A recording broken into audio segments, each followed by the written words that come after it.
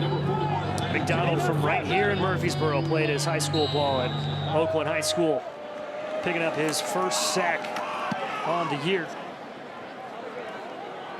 As this punt will take a Middle Tennessee bounce, and the Rams scurry to cover it, and Middle will have great field position and one timeout remaining, excuse me, with 58 seconds to go before the half. So let's see what Rick Stockstill and offensive coordinator Mitch Stewart have in store with less than a minute remaining. And Middle has done a nice job so far on the ground, over 100 yards rushing after totaling over 200 last week against Murray State. And I think that's been one of the things that fans have been on the lookout for the last couple of years, is a more unified running attack from Middle.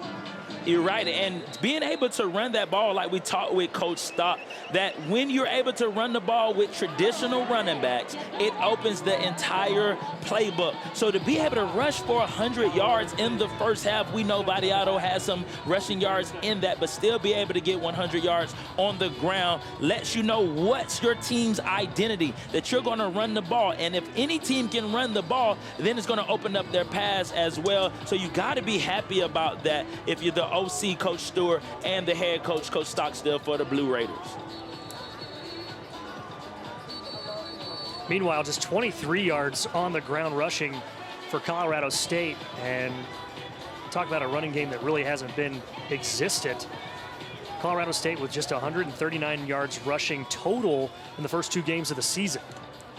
And see, I think it's hard to win like that. Yeah. I think last week we look at it right against Colorado, and it's scoring back and forth, that you get so caught up in the passing that is so exciting. But when you come to games like this, it's 10-10, and you're able to not run the ball, you put more pressure on your quarterback. Vadiato finds Peasant in the flat. Peasant turns it up, takes a pop at the 35 by Grady Kelly. Peasant looked like he left his feet, but it's good enough for a Middle Tennessee first down as that clock continues to roll.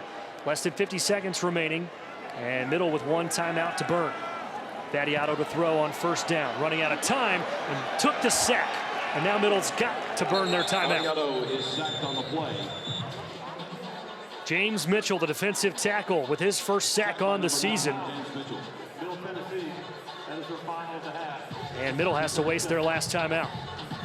But if you're Vadiato, you got to get rid of that. You have to get rid of it because all sacks aren't created equal, right? And it's when you get sacked. Right now, you're 37 seconds left. You're in field goal position already with maybe a few, give or take, few more yards. You cannot take a sack. It's, hey, 1, 2, 3, pat the ball. If nobody's there, you throw that ball out of bounds. And I know Coach Stock, Coach Stewart are communicating that with Vadiato, because he's a proven playmaker, and we know, right? Former bowl MVP, so we know he's out there making plays, but he got to get rid of that ball.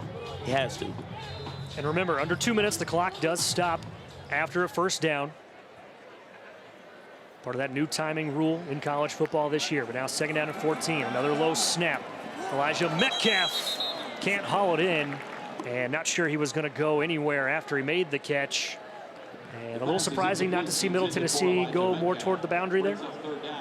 A little surprising because you throw it over here, and instead of going to the field where you have more room, the boundary is more congested, the shorter side of the field. But I guess Coach Stewart may have seen something or likes that aspect of his offense and thought it could be efficient right there. But the Blue Raiders were not able to execute. Look at Holden Willis on the bottom side of your screen there, 6'4", and they go right to him. The lob to Willis, and he brought it down.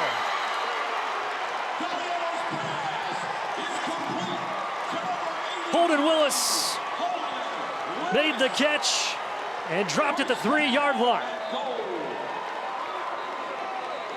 And Holden Willis is making big-time plays for the Blue Raiders. Already scored a big-time touchdown for the Blue Raiders, and now comes up with a great snag with 20 seconds left in the half, putting them in great position to get a touchdown or a field goal. Yeah, for the first time in a long time, Middle Tennessee has some great size at receiver, and Holden Willis at 6'4", 211. Just seemed like the obvious call, right? Go to the big guy, throw it up.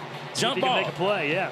And you see the DB right there waiting for the ball.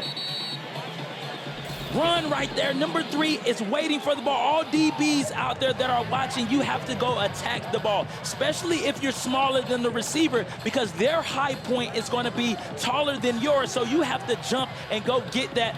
But Holden Willis was able to come down and hold on with the ball and set up the Blue Raiders with great field position. Yeah, he had about a 5-inch advantage over the cornerback, Ron Harge, and now it's first down from the 4. 20 seconds remaining. Middle Tennessee has no timeouts. Battiato on the keeper, touchdown!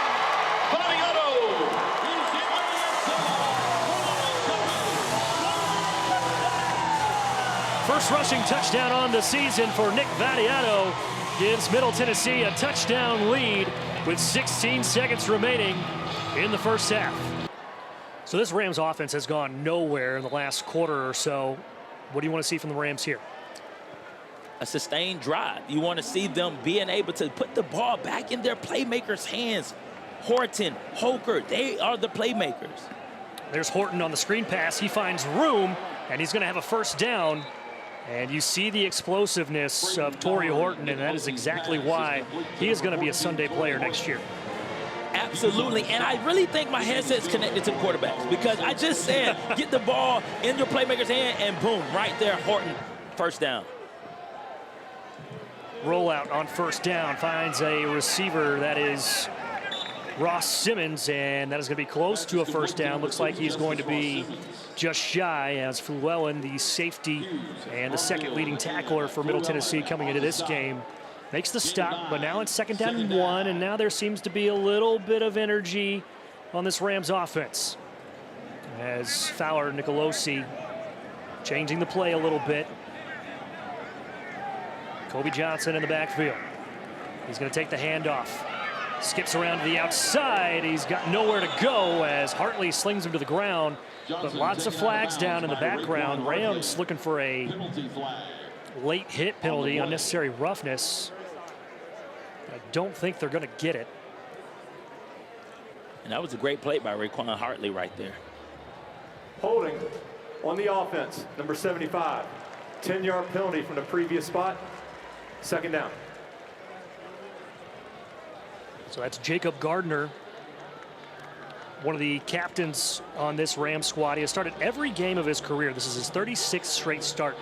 And last year he was moved to the tackle position because of injuries, but he's the starting center for this Rams offensive line, this totally revamped Rams offensive line. Just one scholarship player remaining from the beginning of the Norvell era that started back in December of 21. And the check down to Holker will pick up about 6 yards, as you saw that offensive line for Colorado State do a nice job of picking up the Blue Raider blitz. They were able to pick up the blitz because they understand the tendencies of Coach Schaefer's defense. He's sending pressure, second down, third down, and they were able to pick up the blitz and give Nicolosi some time to make the throw. Yeah, Middle Tennessee was able to sack the quarterback 9 times last year in this matchup with Colorado State. Tonight they've gotten to the quarterback just once. This is a big third down and 6 for Fowler Nicolosi. Empty set. Middle brings pressure off his back foot. Has a receiver. Has the first down. Has more. Justin Ross Simmons flips the field for Colorado State. And that's the big play the Rams have been missing. You're right. That's yards after the catch right there. Being able to take a short, simple hitch route and take it for about 30, 40 yards is a big play that Colorado State needed.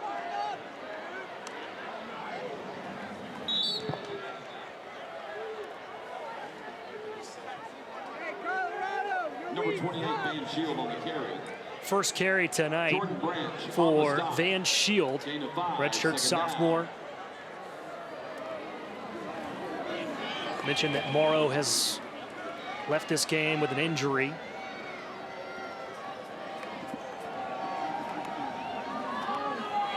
Fowler Nicolosi looking in the end zone and split a couple of receivers. Jeremy, it looks like he's been throwing off his back foot a lot tonight. And I noticed that watching the Colorado game, that even though you're in the shotgun and you might not have a traditional 5-step because you're already 3 yards back, but it's like he's almost backpedaling, kind of like older quarterbacks back in maybe the 80s, 90s, and then he ends up throwing off his back foot opposed to being sideways and dropping back. Then you're able to plant off that back foot and throw. So throwing off the back foot is not allowing him to be as accurate as far as stepping into it. Holker one-on-one with Stanley at the top of your screen. Nicolosi was looking that way. Checks down to Horton. Touchdown, Rams. And how do you leave that guy open? Start of the fourth quarter here in Murfreesboro, and we have got a good one going on here on homecoming night at Floyd Stadium. All tied up at 17. Colorado State with the ball on the Middle Tennessee 45, looking for their first win on the season. Check down. Dallin Holker finds a seam, takes a pop, and he's going to be close to a first down as Jacoby Thomas coming from that safety spot to put a hit on Holker. And Braden Fowler-Nicolosi has really targeted that tight end in Holker, as Jacoby Thomas, who laid the hit on Holker, is now slow to get up. You can hear the crunch from up here. Yeah, it's a big-time hit right there.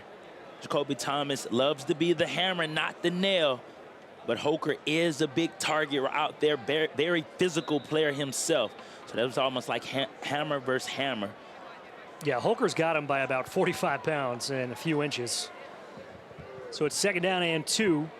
And Van Shield is in the backfield with Fowler-Nicolosi. Read play. Holker again on the check down. He's got the first down and a little bit of more. And Holker is going to take a lick inside the 20. And the Rams are back in the red zone. And Colorado State has really been moving the ball these last couple of drives, Jeremy. And you get the ball in your playmaker's hands, and Holker is a playmaker for the Rams. You seen it last weekend against Colorado. You see it today. Play after play, he is making plays for the Rams. Shield on the read play up the middle, and might have been a touchdown saving tackle by D.R.A. McDonald. And this is where the Rams have really struggled offensively so far this season, is in the red zone. Just last week, they were 2 of 5, had a couple of touchdowns, but 3 turnovers in the red zone. Currently just converting touchdowns in the red zone at 45%. That is last in Mountain West. And that 2nd and 5 play not really going anywhere as Marley Cook made first contact. I think with the air raid and a lot of spread offenses, they have a lot of success from 20 to 20, between the 20s. But once they get in the red zone, because the offense might like to stretch the field or they like to go east or west, they struggle in the red zone when you need to just go north and south straight ahead. So we'll see if they're able to pick up this first down here. 3rd and 5 from the 13. Big third down here for both teams. Middle brings pressure, looking for Holker, and he's got the first down inside the 10 at the 7-yard line. If it ain't broke, don't fix it. Going right back to Dallin Holker, who now has 9 catches and more than 100 yards. So back-to-back games over the century mark for Dallin Holker. And ladies and gentlemen, you are looking at an NFL talent, NFL tight end in Dallin Holker. Mark my words. 1st and 7. Excuse me, 1st and goal from the 7. And Shield might have picked up a yard as interior lineman Zaylen Wood and Quindarius Dunnigan got there first. And just going back to Holker, he has great soft hands.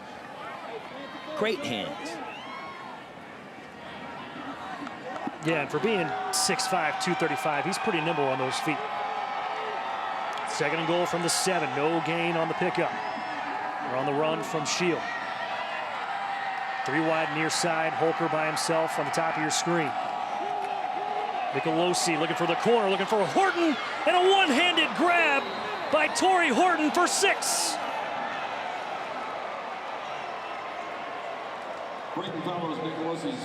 Fowler Nicolosi dropped it in the bucket. And Torrey Horton with his second touchdown grab tonight. And Torrey Horton shows you why he will be playing on Sundays as well. Over 10 million people got to see him ball last week, setting the school record with 16 catches. And here he is another week later, 2 touchdown catches, making big-time plays, because that's what he is, a big-time player, and the Rams needed that catch. And Jordan Noyes puts up the point after attempt. And another impressive drive by the Rams. This one, the most impressive of the night. 13 plays, 76 yards, 6:42 taken off the clock. And they have a 7-point lead on the road, looking for their first win in 2023.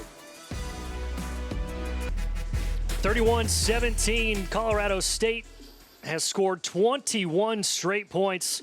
This time it's Mo Camara picking up the fumble on the double reverse fumble in the backfield.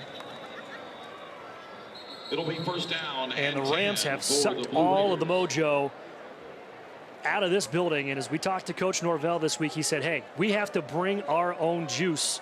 And they have brought the juice here in the fourth quarter. You're right. They have brought the juice. And talking to Coach Norvell, he said, looking at his schedule, he thought this was going to be the toughest non-conference opponent on the schedule, which was surprising to me. I would think it would be Colorado from last week. But he has his team prepared and ready, and they are dominating this fourth quarter right here. Battiato, first down throw. Holden Willis slides out of 1 tackle. Picks up about 6 on first down. And now Middle Tennessee, we talk about this offense always wanting to move fast. Now they have to move fast. There has to be urgency with this offense. And so now you become predictable for Colorado State's defense. You're down 14 in the fourth quarter. You still can run a little bit, but they know you want to pass. Flag is down and swallowed up in the backfield by a mob of Rams. Peason on the carry, tackle for a loss. Frank Peason just swallowed up. But we'll check the yellow.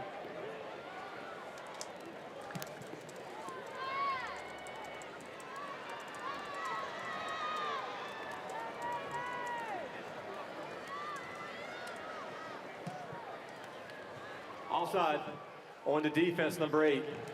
5-yard penalty results in a first down. That's Mohamed Camara, who had the fumble recovery for a touchdown. All Mountain West selection a year ago and preseason this year. And that'll move Middle Tennessee up 5 yards, and good thing, because that last play went backwards about 5 yards.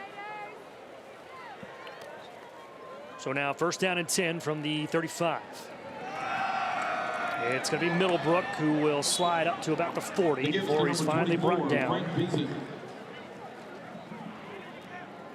And you think about Camara right there, still making his case, right? Sitting out the first half, but then getting into the second half, and now he has a defensive touchdown. So making his case for a Defensive Player of the Year in the Mountain West. 2nd and 5, Battiato to Willis, has enough for a first down. And that'll move the chains. But remember, with the new clock rules in college football, the clock no longer stops after a first down until we get under that 2-minute mark. So instead of a 2-minute warning, that clock just stops underneath 2 minutes on first downs. Battiato looking over the middle for Metcalf, who hauls it in at about the 25-yard line. And he's going to be ruled down despite Henry Blackburn running away with it. But what a catch by Elijah Metcalf, and that's a big play that Middle desperately needed. And on that throw right there, Battiato threaded the needle right there. Tight coverage by the Colorado State defender on Metcalf, but Metcalf had great concentration and came down with the catch. Metcalf now with 10 catches tonight. Battiato on the keeper will get close to about the 21-yard line, pick up about 4 as we are now at the 9-minute mark. Middle moving quickly, as Middlebrook is the running back in the backfield.